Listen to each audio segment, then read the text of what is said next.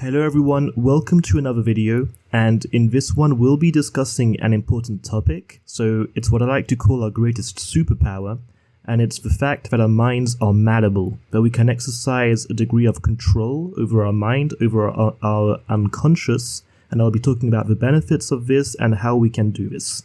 So in the background of this video there'll be the digital painting process of one of my latest artworks called The Harvest. So if you enjoy it, feel free to check out my Instagram page, which will be written in the description below for more artworks. So let's get straight into the video.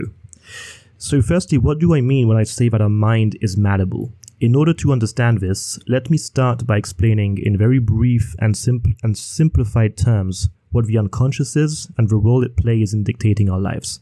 So to a certain extent, our mind is governed by our active thoughts, our conscious thoughts. But to a greater extent, we have a myriad of unconscious thoughts that are constantly present within our brain that play a huge role in the way we live our lives. I think the easiest way to sort of intuitively comprehend this is just to view your mind as being the accumulation of everything that you have lived or witnessed during your life. And you don't keep all these memories and experiences in the conscious part of your brain, but they're all stored somewhere in your mind. And they can resurface through dreams, but will also play a huge, constant, unconscious role in the way you're actively living your life, acting as a form of governor to your motivations and to the way you're acting in your day-to-day experience as a human. So to give an example of the importance of the unconscious, think of someone, for example, who just actively hates the color red. They won't be able to explain to you why, but they have some kind of trauma associated to it. The reason is locked in within their unconscious, but it's affecting their behavior in the active world, and seemingly they can't do anything about it. So if we understand that unconscious forces in your brain are driving many of your behaviors, the logical question is whether they are driving you into a positive or a negative direction, according to your own standards. And secondly, whether we can actually do something about it. So the point I'm making in this video is that you can actually tap into that unconscious portion of your brain and apply some level of control over it. What this means is that through conscious effort, we can effectively alter our subconscious and consequently change the things that motivate us, and change the way we act in life. Let me give you a little personal example. So there was a period in my life where I smoked a lot of cigarettes. This went to about a packet a day, and I find it incredibly hard to stop. But in the end, the way I actually succeeded in stopping was by applying some form of self-brainwashing, you could say, where I was constantly reading about stopping smoking. I was constantly watching videos about it.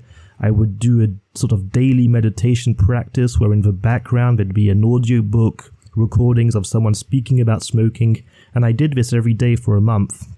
And in a way this was a form of self-hypnosis, and little by little this desire to live a smoke-free life sort of crept and established itself into my unconscious, and the idea of smoking little by little became just repulsive to me, because it became completely against this foundation that I had sort of laid deep in my psyche.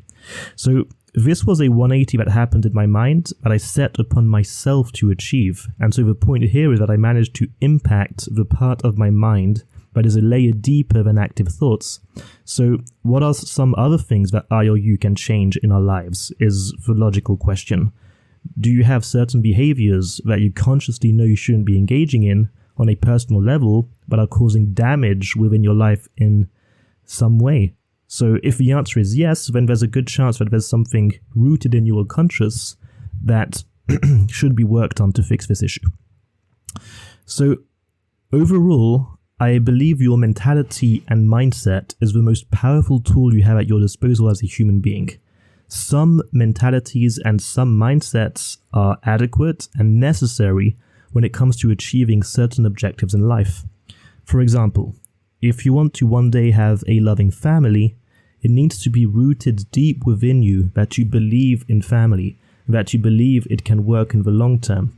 You'll notice that many people who come from from families with divorced parents, will themselves experience a divorce in their own lives because they don't necessarily have this deep-rooted belief that it can actually work. Or if you want to become a very successful individual in the world of business or politics, you'll need to have a very tough mentality, welcoming the pressure, and believing that you can actually thrive in this very difficult world and environment. So the point here is that depending on what outcome you personally, consciously want for your life, there will be a mindset that can be driven by your unconscious, which will be the most optimal in order to achieve this outcome. And the problem lies in the fact that many people are completely disassociated in this way.